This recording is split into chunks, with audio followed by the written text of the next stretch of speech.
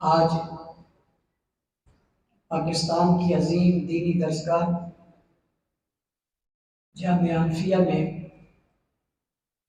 تکمیل بخاری شریف کی اور جامعہ کے سالانہ اجتماع کی اس مبارک رونق پروقار تقریب میں مجھے شرکت کا موقع ملا۔ اللہ تعالیٰ اس ادارے کو دن دگنی رات چگنی ترقی نصیب فرمائے۔ یہ بات اپنی جگہ دکھ والی ہے کہ آج اس جامعہ کے بانی، ہم سب کے مربی اور موثر، اسلام کے سچے سپاہی، دین اسلام سے عشق کرنے والی اور تمام طبقات سے محبت رکھنے والی شخصیت شیخ الحدیث استاذ العلماء حضرت مولانا فیض اللہ آزاد رحمۃ اللہ تعالی علیہ ہمارے درمیان میں موجود نہیں ہیں۔ یہ حقیقت ہے کہ اس دنیا میں ہمیشہ کسی نے نہیں رہنا، یہاں ہر آنے والے نے جانا ہے، اور یہ بھی حقیقت ہے کہ جانے کے بعد بھی اس کے مشن اور نظریے نے باقی رہنا ہے۔ آج شیخ الحدیث مولانا فیض اللہ آزاد رحمۃ اللہ علیہ کا فیض مدرسے کی صورت میں، اولاد کی صورت میں حصے کا کام کرنا چاہیے۔ نتیجہ ہمارے ہاتھ میں نہیں ہے، محنت ہمارے ہاتھ میں ہے، ہم نتیجے کے مکلف بھی نہیں ہیں، ہمارے ذمہ محنت ہے۔ جن لوگوں نے اس نظریے کو سمجھا اور انہوں نے حقیقت میں محنت کی، اپنے حصے کا کام کیا، ہر مشکل حالات میں دیا جلائے رکھا، آج دنیا دیکھ رہی ہے۔ ان کی نظریات کی بات ہو یا ان کے اداروں کی بات ہو، اس صورت میں لوگوں کے سامنے آ رہا ہے کہ جو دیا انہوں نے جلایا تھا، اپنے حصے کا جو کام انہوں نے کیا تھا، وہ آج بھی باقی ہے، نظر بھی آ رہا ہے اور نظر آتا بھی رہے گا۔ میں اس موقع پر حضرت رحمت اللہ علیہ کے صاحبزادے مولانا فضل الرحمان آزاد صاحب، ان کے بھائی، ان کی پوری ٹیم، سب کو خراج تحسین پیش کرتا ہوں، جن نے حضرت شیخ کے جانے کے بعد اس ادارے کو سنبھالا، ان کے متعلقین سے واسطہ رابطہ رکھا اور اس ادارے کو آگے بڑھانے کی کوشش کی۔ اللہ تعالیٰ ان کی کوششوں اور کاوشوں کو اپنی بارگاہ میں قبول فرمائے اور ان کی اس محنت کو اللہ تعالیٰ بہت کامیابی سے ہمکنار فرمائے تاکہ یہ سلسلہ چلتا رہے۔ آج یہاں طلباء اور طالبات جنہوں نے بخاری شریف کی آخری حدیث پڑھی، بخاری شریف کو آپ شروع کریں تو اس کی پہلے حدیث کے راوی حضرت عمر ہیں، اور بخاری شریف کے اختتام کریں تو اس کی آخری حدیث کے راوی ابو ہریرہ ہیں۔ آج ہم دیکھیں اس دھرتی میں جس میں ہم رہتے ہیں، اس دھرتی میں یہ جو شخصیات ہیں جن کے ذریعے ہم تک حدیث پہنچی، ان کی اہمیت کتنی ہے اور ان کی عظمت کتنی ہے، اور لوگ ان کے بارے میں اور کچھ طبقات ان کے بارے میں کیا کہہ رہے ہیں، یہ میں نے اس کی پہلی اور آخری حدیث اور راویوں کا ذکر کیا ہے۔ ورنہ حدیث کی کسی کتاب کو بھی اٹھا لیں، کوئی بھی حدیث لیں، اس کا آخری راوی جو رسول اکرم صلی اللہ علیہ وسلم کے درمیان اور امت کے درمیان واسطہ بنا ہو، وہ صحابی ہوتا ہے، صحابی کے بغیر نہیں ہوتا۔ علماء چڑھا کرتے ہیں راویوں پر، اس پر بھی، اس پر بھی، اس پر بھی، چلتے چلتے جب بات صحابی پہ آتی ہے، جگہ ختم ہو جاتی ہے۔ اب تمہاری تحقیق کی ضرورت نہیں ہے، تم اس پر کیا تحقیق کرو گے، تم ان کے بارے میں کیا کہو گے، ان پر کیا بحث کرو گے، ان پر بحث بھی ہو چکی، ان پر بات بھی ہو چکی، ان کی اعلان بھی ہو چکا۔ قرآن نے جو فیصلہ کر دیا وہ کلن وعد اللہ الحسنی، ان سب سے اللہ نے بلائی کا وعدہ کیا. قرآن نے جو کہہ دیا رضی اللہ عنہم ورضوا عنہ, وہ رب سے راضی ہو گئے, رب ان سے راضی ہو گئے. قرآن نے جو کہہ دیا اولئک هم المؤمنون حقا, یہی تو سچے مومن ہیں. قرآن نے جو کہہ دیا اولئک هم المفلحون, یہی کامیاب ہیں. قرآن نے جنہیں راکعون کہا, جنہیں ساجعون کہا, ساجدون کہا, جنہیں رکعان کہا, جنہیں سجدن کہا, یبتغون فضلا من اللہ ورضوانا کہا, جنہیں پہلا مومن کہا, جنہیں پہلے مخاطب کیا, جن کو احکامات دیے, جنہیں رسول کے پاس بٹھایا, یتلو علیہم آیاتہ ویزکیہم ویعلمہم الکتاب والحکمہ. آج مدرسے میں بیٹھ کر شیخ الحدیث, شیخ التفسیر, علماء کرام, مشائخ ملت, اکابرین ملت طلباء کو پڑھاتے ہیں, یہ بیٹھ کر پڑھا رہے ہوتے ہیں. انہوں نے پڑھایا اور انہیں رسول اللہ صلی اللہ علیہ وسلم نے پڑھایا. یہ مدرسے میں بچوں کو ان کے والدین نے داخل کروایا, ان کے بڑوں نے داخل کروایا, ان کے سرپرستوں نے داخل کروایا, اور داخل کروا کر اچھے ادارے کا انتخاب کیا. پھر ادارے نے اچھے شیخ الحدیث کا انتخاب کیا, اور جہاں نسبت جتنی اونچی ہے طلباء اس طرف جاتے ہیں کہ ہم نے یہاں سے پڑھنا ہے. انہیں آپ کے بچوں کو, ہمارے بچوں کو اور ہمارے لوگوں کو ہمارے بڑوں نے داخل کروایا. سوال پیدا ہوتا ہے رسول اکرم صلی اللہ علیہ وسلم کے ادارے میں اور آپ کے مدرسے میں اور آپ کی قربت میں اور آپ کے ساتھ میں اور آپ کی شاگردی میں جو لوگ آئے ہیں, انہیں کس نے داخل کروایا بھائی؟ انہیں کس نے بھجوایا؟ کسی اور سے کیا پوچھے؟ آقا دو جہاں صلی اللہ علیہ وسلم سے پوچھتے تھے آقا یہ لوگ کون ہیں اور کہاں سے آئے؟ جواب آتا ہے ان اللہ اختار علی واختار علی اصحابی, اللہ نے مجھے بھی چنا ہے, میرے لیے صحابہ کو چنا ہے. میں محبت کے انداز میں کہتا ہوں اللہ نے رسول کو ان کے لیے چنا, اور ان کو رسول اللہ کے لیے چنا, ان کو استاذی کے لیے چنا, انہیں شاگردی کے لیے چنا, انہیں پڑھانے کے لیے چنا, انہیں پڑھنے کے لیے چنا, انہیں سمجھانے کے لیے چنا, انہیں سمجھنے کے لیے چنا, انہیں سکھانے کے لیے چنا, انہیں سیکھنے کے لیے چنا. تو پھر یہ بات مبالغے والی نہیں ہے بلکہ حقیقت والی ہے کہ کائنات میں نہ ایسا استاذ کبھی آیا ہے اور نہ ہی کائنات میں ایسے شاگرد کبھی آئے. ایک پہلی اور آخری حدیث کی بات نہیں ہے. جس حدیث پر بھی آپ بات کرو گے, جب بھی آپ رسول اللہ صلی اللہ علیہ وسلم تک پہنچنا چاہو گے تو آپ کو پہلے صحابی کا ذکر کرنا پڑے گا, اور جیسے ہی صحابی کا ذکر آ جائے گا ساری باتیں ختم ہو جائے گی, کسی چلا تعدیل کی ضرورت باقی نہیں رہے گی, اس لیے کہ صحابی رسول آ گیا. اعتماد اتنا ہے, کس کا اعتماد ہے؟ ان پر خدا کا بھی اعتماد ہے, مصطفیٰ کا بھی اعتماد ہے, امت کا بھی اعتماد ہے. کوئی مسلمان دنیا میں ایسا نہیں ہے جس کا اعتماد اصحاب رسول پر نہ ہو, اور اگر خدا نہ خواستہ کسی کا اعتماد صحابہ پر نہیں رہا, پھر بخاری شریف اور مسلم شریف اور ترمذی شریف اور نسائی شریف اور ابو داؤد شریف, سیاہ ستہ کتابیں حدیث مبارکہ کی ایک کتاب پر بھی اعتماد باقی نہیں رہتا. اور جب حدیث کی کسی کتاب پر اعتماد باقی نہیں رہے گا تو پھر دین پر اعتماد کیسے رہے گا, شریعت پر اعتماد کیسے رہے گا, کلمہ نماز روزے پر اعتماد کیسے رہے گا؟ ان سب پر اعتماد کرنے کے لیے ضروری ہے کہ صحابہ پر اعتماد کیا جائے, اور صحابہ پر اعتماد ہوگا تو ہر چیز پر اعتماد ہوگا. مطلب یہ ہوا کہ صحابہ کو ماننا پڑے گا تو سب کچھ ماننا جائے گا, ان کا انکار کیا جائے گا تو کوئی چیز بھی باقی بچے گی بھی نہیں, محفوظ بھی نہیں رہے گی. یہ بات محض جذباتی نہیں ہے, یہ بات محض خطابت کی نہیں ہے, یہ بات محض جذبات بھڑکانے کی نہیں ہے. پوچھیے, آئیے اکابرین ملت سے پوچھیے کیا صحابہ کرام کے بغیر حدیث کی کوئی کتاب پوری ہو سکتی ہے؟ آگے چلیے.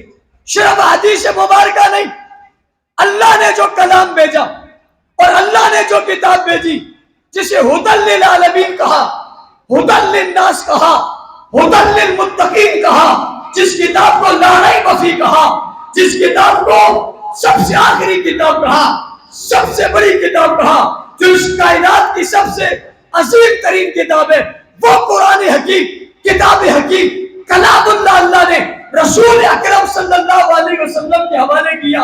میں آپ کو خوبصورت جملوں میں سمجھانا چاہتا ہوں. اللہ نے وہ کتاب لکھ کر نہیں دی جبرائیل امین کو, اور جبرائیل امین نے لکھ کر نہیں دی حضور کو, اور حضور نے لکھ کر نہیں دی صحابہ کو. ان تین واسطوں سے اللہ جبرائیل اور رسول کے ذریعے یہ کتاب امت تک پہنچی. ان تینوں نے نہیں لکھی, اسے لکھوایا بھی اللہ نے, جس طبقے سے انہیں صحابہ کہتے ہیں. کیا کہتے ہیں بھائی؟ کیا کہتے ہیں؟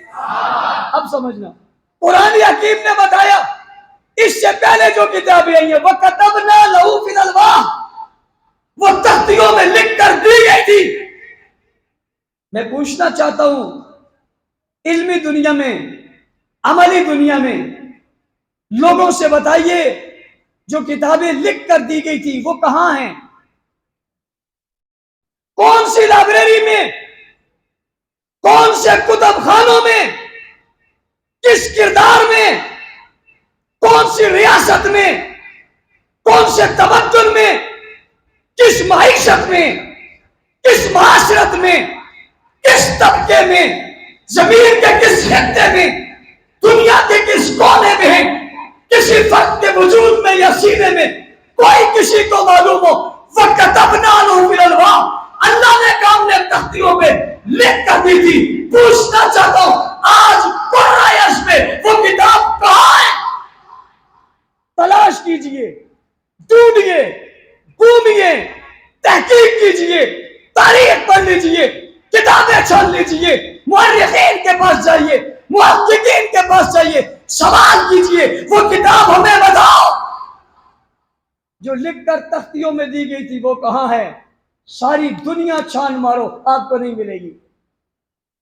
پھر ان سے پوچھو وہ کتاب کہاں ہے جو تنزیل من رب العالمین نزل به روح الامین بما نزل علی محمد, اللہ نے نازل کیا, جبرائیل لے کر آئے, حضور کے قلب اثر پر اتری. وہ کتاب کہاں ہے؟ سوال کرو کہاں ہے. جب آپ کہتے ہیں سوال کرتے ہیں کہاں ہے تو جواب آتا ہے وہ جگہ بتاؤ جہاں نہیں ہے. وہ بتاؤ کہاں نہیں ہے, کون سے خطے میں نہیں ہے, کون سے شہر میں نہیں ہے, کون سی بستی میں نہیں ہے, کون سے علاقے میں نہیں ہے. صرف لائبریریوں میں نہیں, صرف الماریوں میں نہیں, صرف کتب خانوں میں نہیں, صرف مکانوں میں نہیں, صرف مدرسوں میں نہیں, صرف خانقاہوں میں نہیں, صرف بستیوں میں نہیں. ہاں کتاب موجود ہے, کردار میں بھی موجود ہے, گفتار میں بھی موجود ہے, قانون میں بھی موجود ہے, ضابطے میں بھی موجود ہے, تعلیم میں بھی موجود ہے, پڑھنے میں بھی موجود ہے, سمجھنے میں بھی موجود ہے. یہی تک بات ختم نہیں ہوئی. آؤ ڈھونڈنا چاہتے ہو تو میرے 10 سال کے بچے کے سینے میں بھی محفوظ ہے. ان سے پوچھو وہ کتاب کہاں ہے جو تختیوں پہ لکھ کر دی تھی, اور وہ کتاب کہاں نہیں ہے جو لکھ کر دی نہیں تھی. وہ کہاں ہے جو لکھ کر نہیں دی تھی؟ قرآن عرض کی کوئی خطہ ایسے نہیں ہے جہاں تمہیں قرآن نہ ملے. قرآن تو قرآن کیا, حافظ قرآن نہ ملے. وہ مٹ گئی, یہ نہیں مٹی. وہ باقی نہیں رہی, یہ باقی ہے. یہ لکھی کس نے؟ قرآن نے بتایا فی صحف مکرمہ مرفوعۃ مطہرہ بأیدی سفرہ. صرف ذکر لکھنے والوں کا نہیں کیا, ان کی انگلیوں کا ذکر, انگلیوں کے پھولوں کا ذکر قرآن میں کر دیا. صحابہ تمہاری عزتوں پہ ایک مرتبہ نہیں لاکھ مرتبہ جان آئے, جاتی چلی جائے, قربانی آئے, ہوتی چلی جائے, وجود آئے, تڑپتا چلا جائے, خاندان آئے, قربان ہوتے چلے جائیں, تمہاری عظمتوں کو سلام ہے. تم نے جس انگلیوں سے اس قرآن کو لکھا ہے, قرآن نے ان انگلیوں کو بھی قرآن میں محفوظ کر دیا ہے. ان کی ذات صفات کمالات تو بہت اونچے ہیں بھائی, ان کی عظمتوں پہ قربان جائیں. جن انگلیوں سے ان نے قرآن لکھا, میرے رب نے ان کی انگلیوں کے ذکر کو بھی قرآن میں محفوظ کر دیا. اور سمجھو میری بات, ساری دنیا قرآن کو یاد کرتی ہے, قرآن نے صحابہ کو یاد کیا ہے. ہم قرآن کی تعریف کرتے, قرآن نے صحابہ کی تعریف کی ہے, اور تم قرآن کو سینے میں بٹھاتے ہو, اور قرآن نے صحابہ کو اپنے سینے میں بٹھایا ہے. نہیں پڑھا آپ نے والعادیات ضبحا فالموریات قدحا فالمغیرات صبحا؟ یہ کون ہے جن کی بات نہیں ہو رہی, ان کی بات نہیں ہو رہی, ان کے گھوڑوں کی بات نہیں ہو رہی. ارباب علم و دانش امت کے اکابرین، امت کے لوگوں، بات ان کی نہیں ہو رہی، صرف ان کے گوروں کی بھی ہو رہی۔ گوروں کے پاؤں جو زمین پر لگ رہے، اس زمین پر لگتے کعبوں کا ذکر بھی قرآن میں موجود ہے۔ جب بات یہاں تک پہنچی، جو لکھی ہوئی دی گئی تھی وہ تو ہے نہیں، جو لکھ کر نہیں دی تھی وہ مٹی نہیں۔ اور سمجھنا، عیسیٰ علیہ السلام کے 500 سالوں کے بعد یا 600 سالوں کے بعد امام الانبیاء صلی اللہ علیہ وسلم دنیا میں تشریف لائے۔ دین عیسوی میں کیا چیز بچی تھی؟ کیا چیز بچی تھی؟ پیش کرو، بچا کیا تھا؟ حضرت عیسیٰ علیہ السلام کا کلمہ پڑھنے والا کون تھا؟ بتاؤ بتاؤ، عیسیٰ علیہ السلام کی زندگی پر عمل کرنے والا کون تھا؟ جو کتاب انہیں دی گئی تھی اس کو سمجھنے والا کون تھا؟ اور وہ کتاب کہاں تھی؟ میں 400 سالوں کی بات نہیں کر رہا، میں 500 سالوں کی بات نہیں کر رہا، 1000 سال کی بات نہیں کر رہا، میں 1444 ہجری میں کھڑے ہو کر جامع حنفیہ میں فیض اللہ آزاد کے فیض سے اس جگہ کھڑے ہو کر سوال کر رہا ہوں کہ وہاں 500 سالوں کے بعد ملتا کچھ نہیں ہے، اور یہاں 1400 سالوں کے بعد مٹتا کچھ نہیں ہے۔ بھائی وہاں 500-600 سالوں کے بعد ملا کچھ نہیں، موجود کچھ نہیں ہے، اور یہاں جناب 1400 سالوں کے بعد کوئی چیز بچی نہیں ہے جو مٹے۔ ہر چیز موجود ہے۔ میں وقت نہیں لینا چاہتا، میں آخری بات کرنے لگا ہوں۔ کوئی چیز نہیں ہے جو مٹی ہو۔ میرے دوستو، میں نے قرآن کی بات کی، میں نے حدیث کی بات کی، میں نے سنت کی بات کی، ہر چیز ہمارے پاس موجود ہے۔ آج کتنی خوبصورتی کے ساتھ اپنے علم کا اظہار مسجد میں بیٹھا ہوا استاذ الحدیث کر رہا ہے، کتنی خوبصورتی کے ساتھ اس پر محققانہ گفتگو کر رہا ہے۔ جس روایت کو پڑھ کر، جس راوی کا نام لے کر آپ تحقیق کر کے اس حدیث کو پڑھ رہے، پلٹ کر دیکھیے وہ صحابی ابو ہریرہ ہے، اس کی کیفیت کیا ہے؟ اسے بھوک سے بے ہوشی آ جاتی ہے، وہ نڈھال ہو جاتا ہے، بے ہوش ہو جاتا ہے، اس کے پاس کھانے کو کچھ نہیں ہے، وہ تو دودھ کا ایک کاسا دیکھتا ہے، خوشی کا اظہار کرتا ہے، دوسروں کو پلانے لگتا ہے، دل میں خیال آتا ہے یہ پی لیں گے، میرے پاس کیا بچے گا؟ جس کو جوتا سمجھا کر جناب ہوش میں لانے کی کوشش کی جاتی ہے، جو بھوک سے نڈھال ہے۔ بابا بھوک برداشت کر لی، افسوس کو برداشت کر لیا، تنگی کو برداشت کر لیا، پریشانی کو برداشت کر لیا، گھر کو چھوڑ دیا، وطن کو چھوڑ دیا، علاقے کو چھوڑ دیا، نہ رسول اللہ کی نسبت کو چھوڑا، نہ قدموں کو چھوڑا، نہ تعلق کو چھوڑا، نہ بیان کو چھوڑا، نہ بیانی کو چھوڑا، نہ دامن کو چھوڑا، نہ سیرت کو چھوڑا، نہ صورت کو چھوڑا، ہر چیز قربان کر دی، رسول اللہ کی لائقیت پہ لے کر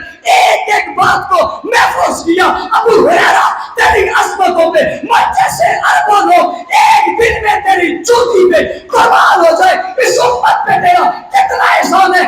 8000 روایتیں حدیث کی رسول اللہ سے سن کر محفوظ کر کے جیسی سنی تھی ویسی پہنچا دی۔ آج شریعت کا مسئلہ ہو، ایمان کا مسئلہ ہو، وراثت کا مسئلہ ہو، عقائد کا مسئلہ ہو، سیاست کا مسئلہ ہو، ریاست کا مسئلہ ہو، تقویٰ طہارت کا مسئلہ ہو، حلال حرام کا مسئلہ ہو، جائز ناجائز کا مسئلہ ہو، پاکی ناپاکی مسئلہ ہو، جب سمجھنا چاہتے ہو، سوال ہوتا ہے ہم سمجھنا چاہتے ہیں کہ جاؤ ابو ہریرہ کے دروازے پر جا کر سمجھو، وہ تمہیں سمجھائیں گے۔ جی ہاں، اس نے کس انداز میں ہمیں پہنچائی، ہم نے آسانیوں سے بڑھا لی، ان کی عظمتوں کو لاکھوں سلام ہے جن نے سب قربان کیا مگر حضور کی ذات کو ایک لمحے کے لیے نہیں چھوڑا۔ یہ توجہ، یہ جذبات کی بات نہیں ہے، میں پھر کہہ رہا ہوں یہ ایمان کا مسئلہ ہے، ایمان کا مسئلہ ہے۔ خدا کی قسم، حدیث کی کوئی کتاب تو کیا، ایک حدیث بھی صحابی کے بغیر نہیں ملے گی۔ مفسرین کو سلام ہے، محدثین کو سلام ہے، جنہوں نے بہت محنت کے ساتھ اور بہت قربانیوں کے ساتھ جمع کیا، لیکن انہیں سلام کیوں نہ کریں جن کے ذریعے سے محدثین نے لیا اور لے کر آج امت تک پہنچا دیا. آج کتابیں موجود ہیں, پڑھنے والے موجود ہیں, تکمیل بخاری کرنے والے علماء موجود ہیں. میں نے کہا صرف حدیث, صرف سنت اور قرآن ہی نہیں. اور میں ہلکی سی جھلک دکھا کے بات آگے چلاتا ہوں. آج آپ پوچھنا چاہتے ہیں آپ کو کیا چاہیے, آپ شمائل پڑھ لیجئے. آپ پوچھنا چاہتے ہیں, آپ کیا پوچھنا چاہتے ہیں؟ نبی کی سن پوچھنا چاہتے ہیں, چہرہ پوچھنا چاہتے ہیں, داڑھی مبارک پوچھنا چاہتے ہیں, نگاہ پوچھنا چاہتے ہیں, چہرے کی چمک پوچھنا چاہتے ہیں, لبوں کا ہلنا پوچھنا چاہتے ہیں, قدم کا لگنا پوچھنا چاہتے ہیں, ہاتھ اٹھانا پوچھنا چاہتے ہیں, انگلی کا اشارہ دیکھنا چاہتے ہیں, نماز دیکھنا چاہتے ہیں, سجدے قیام رکوع سجود دیکھنا چاہتے ہیں, آنا اور جانا دیکھنا چاہتے ہیں, نبی کی شادی دیکھنا چاہتے ہیں, بیاہ دیکھنا چاہتے ہیں, غم دیکھنا چاہتے ہیں, اولاد دیکھنا چاہتے ہیں, خاندان دیکھنا چاہتے ہیں, زلفوں کی لمبائی دیکھنا چاہتے ہیں, زلفوں کا ہلنا دیکھنا چاہتے ہیں, مکہ کی گلی میں گھومنا, مدینہ کی گلی میں آنا, غار میں جانا, غار سے اترنا, لیٹنا, اٹھنا, بیٹھنا, سونا, کھانا, پینا, چلنا, بات کرنا, بیان کرنا, کلام کرنا, انکار کرنا, کردار دکھانا, بدر میں جانا, عہد میں جانا, حنین میں جانا, حنین میں جانا, تبوک میں جانا, جرموک میں جانا, غزوات میں جانا, تلوار اٹھانا, گھوڑے پر بیٹھنا, گھوڑے سے اترنا, پگڑی باندھنا, لباس پہننا, کپڑے پہننا, سنت کی بات کرنا, سیرت کی بات کرنا, نبی کی زندگی, مکی زندگی, مدنی زندگی, جہاد کی زندگی, نماز کی زندگی, حکومت کی زندگی, ریاست کی زندگی, عظمت کی زندگی, بچپن, لڑکپن, جوانی, شباب, کمال, افضل شاخر, پہلے سے بعد, ابتدا انتہا, آغاز انتہا, کیا چیز پوچھنا چاہتے ہو, کس چیز کا سوال کرنا چاہتے ہو؟ سوال تمہارا ہوگا, بات تمہاری ہوگی, پوچھو گے تمہیں جواب دیا جائے گا, جی ہاں دیا جائے گا, صحیح صحیح دیا جائے گا, ایک ایک بات کر دیا جائے گا. یہاں تک کہ باڑی میں سفید بال کتنے تھے یہ بھی بتایا جائے گا, بال لمبے کتنے تھے یہ بھی بتایا جائے گا, جب کنگا کیا تو کتنے ہو گئے یہ بھی بتایا جائے گا, سرما ہاتھ میں کیسے لگایا یہ بھی بتایا جائے گا, کس پہلو پہ لے کے یہ بھی بتایا جائے گا, کس پہلو پہ اٹھے یہ بھی بتایا جائے گا, سوتے ہوئے کیا پڑھا, جاگتے ہوئے کیا پڑھا, اندر داخل ہوتے ہوئے کیا پڑھا, باہر جاتے ہوئے کیا پڑھا, بیت اللہ میں کیسے داخل ہوئے, بیت الخلاء میں کیسے داخل ہوئے, گھر میں کیسے داخل ہوئے, شادی کیسے کی, محل کیسے تھا, ولیمہ کیسے تھا, کھانا کیا تھا, کھانا کتنا تھا, کھایا کن لوگوں نے تھا, آیا کون تھے, سسرال کون تھے, داماد کون تھے, رشتہ دار کون تھے, اہل بیت کون تھے, بستر کیسا تھا, چادر کیسی تھی, گھر کیسے تھا, مکان کیسے تھا, چھت کیسے تھی, کھڑکی کیسی تھی, دروازے سے کیسے نکلے, رنگ کیسا تھا, لباس کیسے کرتا, مسکرائے کیسے تھے, دانت کتنے نظر آئے تھے, کیسے نظر آئے تھے, کیسے چمک تھی, کیسے دمک تھی, کیسے رونائی تھی, کیسے خوبی تھی, کیسے بلائی تھی, بولتے کیسے تھے, بلاتے کیسے تھے, آتے کیسے تھے, پڑھاتے کیسے تھے, سمجھاتے کیسے تھے, اور لوگوں میں صبح سے شام تک یہ بات کرتا چلا جاؤ, اور پیسوں چلانے کے ساتھ میری زبان بند ہو جائے, بات ختم ہو جائے, الفاظ ختم ہو جائے, کون سی چیز ہے جو اب تک پہنچی اور اب تک نہیں پہنچائی؟ صرف قرآن اور سنت ہی نہیں, نبی کی ساری زندگی پہنچا کر ہم نے بتایا, ساری دنیا کے لوگوں تمہیں دین ہم نے پہنچا دی ہے. میں پوچھنا چاہتا ہوں تم سے, بتاؤ یہ دین پہنچانے والے, شریعت پہنچانے والے, اسلام پہنچانے والے, قرآن لکھ دینے والے, قرآن بن جانے والے, قرآن میں آ جانے والے, قرآن میں چمکنے والے, قرآن میں سمجھنے والے, قرآن کے پھیلانے والے, پہلے قاری, پہلے حافظ, پہلے عالم, پہلے مومن, پہلے متقی, پہلے پرہیزگار, پہلے سجدہگزار, پہلے کامیاب, پہلے کامران, پہلے حسین لوگ, پہلے بہتر لوگ, اعلیٰ لوگ, عرفہ لوگ, کامل لوگ, اکبر لوگ, حضور کے شاگرد, حضور کے مرید, حضور کے ساتھی, حضور کے سپاہی, چادر کٹوانے والے, عزتیں دینے والے, عظمتیں دینے والے, قربانی دے جانے والے, تلواریں کھا جانے والے, تیر سہ جانے والے, زخم سہ جانے والے, گھر چھوڑنے والے, اولاد چھوڑنے والے, خاندان چھوڑنے والے, قوم چھوڑنے والے, قبیلہ چھوڑنے والے, تم سے پوچھتا ہوں آج معاشرے میں انہیں کیا کہتے ہیں؟ جب میں سوال کرتا ہوں شرق سے غرب سے شمال سے جنوب سے, ایک ہی جواب آتا ہے, اور وہ جواب ہوتا ہے صحابہ, صحابہ.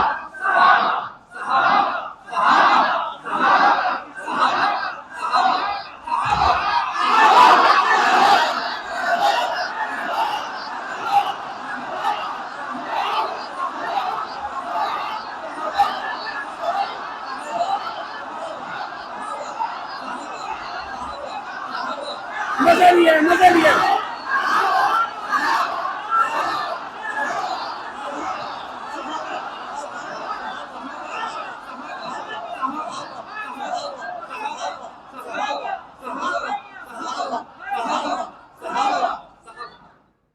یہ فیض اللہ آزاد کا آزاد فیض ہے,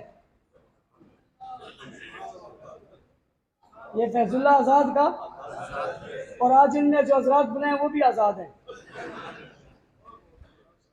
اور مجھے بھی اجازت دی کہ آپ بھی آزاد ہیں، اور میں نے بھی اس آزادی کا فائدہ پورا لے لیا۔ قومی اسمبلی میں ایک بل پاس ہوا علماء کی محنتوں سے۔ مجھے وہ دن یاد ہے جس دن یہاں جامع حنفیہ میں علماء کنونشن ہوا تھا، ایک گستاخی کے خلاف۔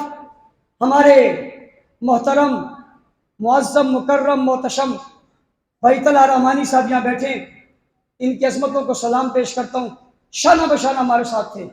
اس دن یہ ہمارے درمیان ایک شخص بیٹھا تھا جسے ڈاکٹر عادل خان شہید کہا جاتا ہے، وہ ایک درد لے کر اٹھے تھے۔ انہوں نے کہا تھا میں اس ملک میں قانون بناؤں گا، شہید کا خون رائگاں نہیں جاتا۔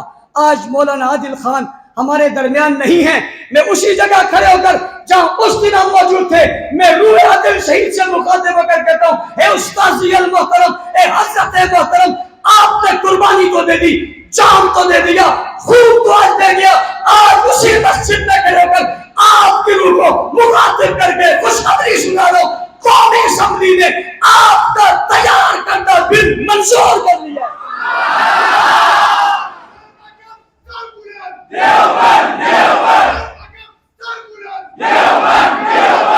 الحمدللہ الحمدللہ الحمدللہ۔